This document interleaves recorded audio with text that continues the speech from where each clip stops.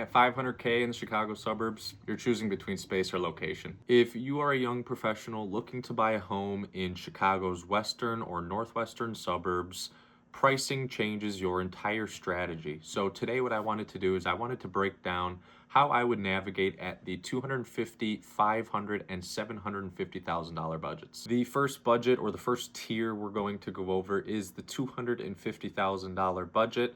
To me, this is the positioning tier. Now, what do I mean by that? First, let's talk about what this buys. $250,000 is going to get you more than likely a townhome in a suburb that's a little bit further out from the city, or maybe a little bit further out from some of the more name brand suburbs that, if you've been doing some research, you have definitely seen: your Napervilles, your Wheatons, Arlington Heights, big name suburbs like that. You are probably not in that ball game. $250,000 is going to get you a townhome in some further western or northwestern suburbs, maybe a condo, or it's going to get you a single family home that is going to need extensive work. And we're talking more than likely gut jobs on things like bathrooms and kitchens, so on and so forth. You're not going to find a standalone single family home that is ready to go and clean, ready to move in at $250,000. The trade-off at this price point is it's either location or condition.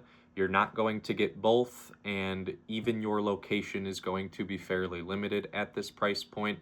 Again, to me, this price point is all about getting in the game. It's about getting that first piece in your portfolio and eventually working your way up. Now, the strategic lens I look through when I'm shopping with buyers at this $250,000 price point, and this is a price point I frequent. It's a lot of first-time buyers. It's a common price point that I see and that I've had to navigate with the people I'm working with. The number one thing I look for at this price point, especially with the first-time buyers, is the resellability of these properties or some sort of exit strategy being available. What do I mean by that? Well, if you're a first-time buyer, I hear it all the time: oh, well, Jimmy, we want this to be our forever home, or we're going to be here for 10 or 15 years. The data just doesn't support that. Even myself working in the business, most of the people I sold a home to my first year in the business, 7 or 8 years ago, they have sold those homes. Their first homes that they bought, a lot of them have already sold them. So what do we want to make sure of? Well, we want to make sure that you can sell that home just as easily as you bought it. And especially right now, at the time I'm filming this, it's 2026. It's early in the year. The market has been crazy. We know things have gone up. Prices have skyrocketed since 7 or 8 years ago. And we want to make sure that, especially for those who think the market's high or there's some volatility there, we want to make sure that that asset can be sold just as easily as you bought it. Because right now inventory is tight. Some buyers are a little bit less picky because there aren't a lot of homes for sale. But in a world 3, 5, 7 years from now, when inventory has corrected itself and there are a normal amount of homes on the market, you want to make sure you're buying something that doesn't have some sort of feature tied to it that is going to negatively impact the resale. Now, reselling a property isn't your only option, but when it comes to townhomes, what do we see frequently in townhomes? Well, we see HOAs. Not every HOA is going to allow you to rent out a property. So again, to me, with my first-time buyers, not everybody's built to be a landlord, but having somebody move into your place, gosh forbid anything happens to you and you need to exit that property in 2 to 3 years or much sooner than you thought you would need to, selling it is not always an option. You have closing costs. There are fees that go into both buying and selling a home. You don't want to have to sell your home and bring a check to the closing table. That just doesn't make sense. If you're selling it, you'd like to walk away with a little bit of money. So renting out a townhome can be a phenomenal option, but you need to make sure that rentals are allowed within that community because it's not always approved by the HOA. Biggest thing to remember at this price point is, for most people, this is a stepping stone and not a forever home. Now, the next tier we're going to move to is the $500,000, the $500,000 tier. To me, this is the lifestyle tier. To me, things at $500,000 get really interesting. Now, why is that? Because I think you have $500,000 is really where your options start opening up, and everything and almost all of my advice will be lifestyle dependent. Because if you come to me with a $500,000 pre-approval and say, well, Jimmy, we want 3,000 square feet, that's possible, yes, But now it's all about location. It's about positioning, and does that match your lifestyle? Because you can get that 3,000 square feet, but you're going to be in a suburb like McHenry, or you might be in Lake in the Hills. Again, these are not big name brand suburbs, but you do have that flexibility with that sort of pre-approval. Or if you came to me and said, you know what, Jimmy, we are focused on location. It might be we work in the city, and we need to be there 2 or 3 times a week. Or it might be we love to just go to the city and visit on the weekends, or we have family there, or we need to be close to the airport because for whatever reason, it doesn't matter. If location all of a sudden becomes your number one priority, great. You have the ability at 500,000 to choose a really great location, or to choose a more central and more conveniently located suburb, if you will. However, you're not going to get that 3,000 square feet, that 4,000 square feet in a suburb like Arlington Heights or like a Geneva or St. Charles. You're just not going to find that. So this is a big price point where, again, $500,000 sounds like a lot of money. It is a lot of money, but you don't have quite as much freedom as you'd expect. You can typically get one or two of the big things that you want: the size of the home, the condition of the home, the location of the home, but typically you're not going to get all three. Now, the big strategic lens at the $500,000 price point is, luckily, this is going to be one of the most common or your median price points in a handful of suburbs. 500,000 might be on the higher end. The further out you go, you can start creeping into some very nice homes in some further suburbs at 500,000.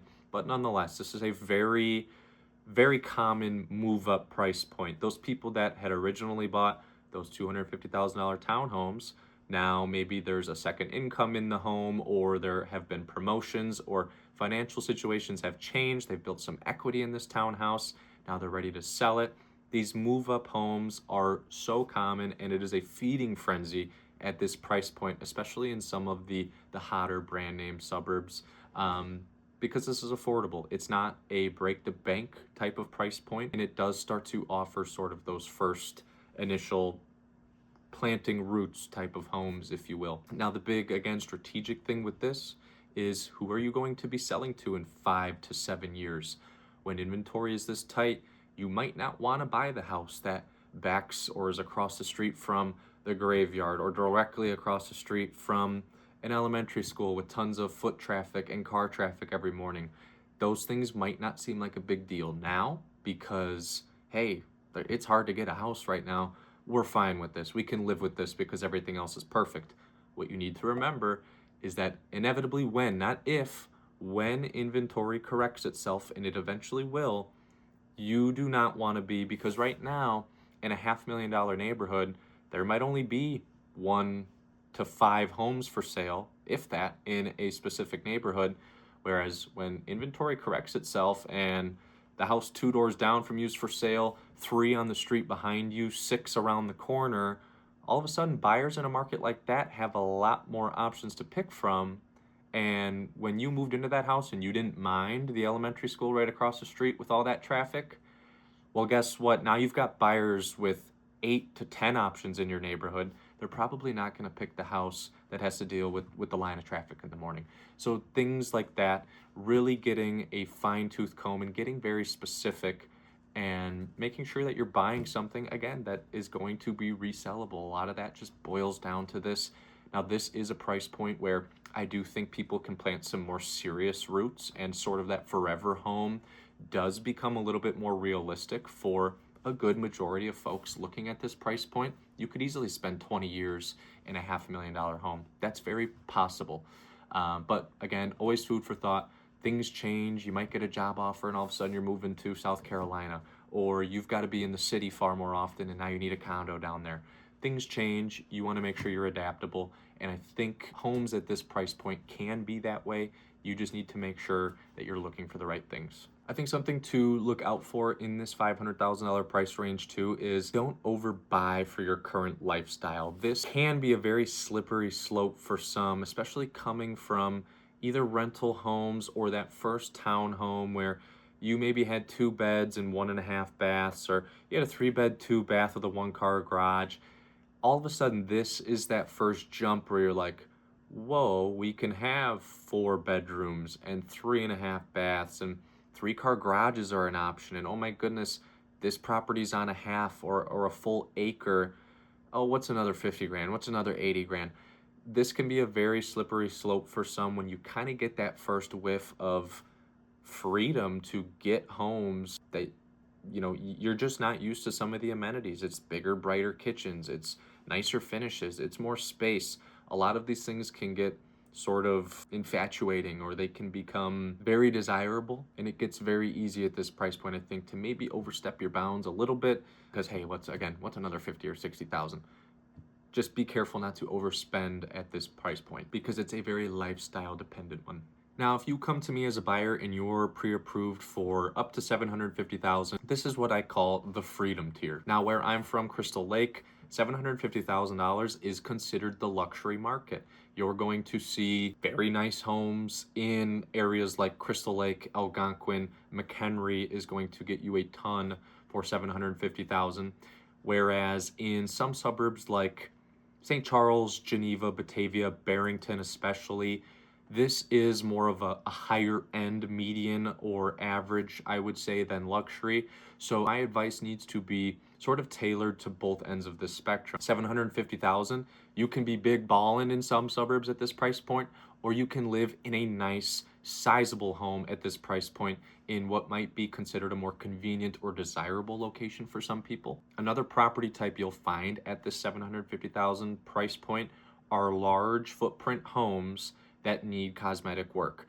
Now, if you are somebody, if this is your first purchase at 750,000, you might not need 5 or 6,000 square feet of space. But if this is your second or third purchase, you're moving up, maybe you have a growing family, this can be sort of a nice way for you to move into a home that's got the space you need or you think you're going to need. And it might not be super cosmetically updated right now, but it's all about positioning. If all of a sudden you buy a $750,000 home that needs some freshening up, maybe it's still got oak trim, the old wood trim, it needs some new flooring, some paint, you're putting yourself in what is hopefully going to be a good equity position. Hopefully some of the comps surrounding the $750,000 dated home are for 850, 900, pushing $1 million. It all depends on the neighborhood. And again, making sure you're working with somebody or doing some due diligence yourself to make sure you're not overspending for something that needs cosmetic work like this.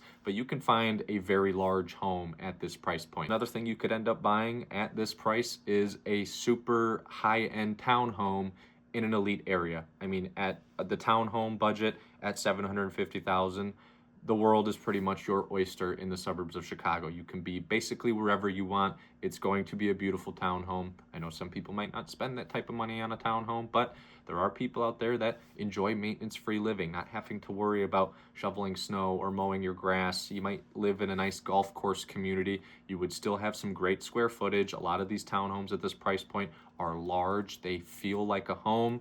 You just happen to be attached to some other people in the same building. So again, everything I'm talking about here is lifestyle dependent, but at $750,000, almost any lifestyle you live can be supported at this budget. And something I'd like to add to this, especially if you're a first-time buyer, just because you get pre-approved up to something, now I'm probably not teaching you anything you didn't know, but really the goal when you get a pre-approval, this might be your first purchase and you talk to a lender and maybe you have a really good job and you've been renting and you've saved up a bunch of money and you've got a great down payment.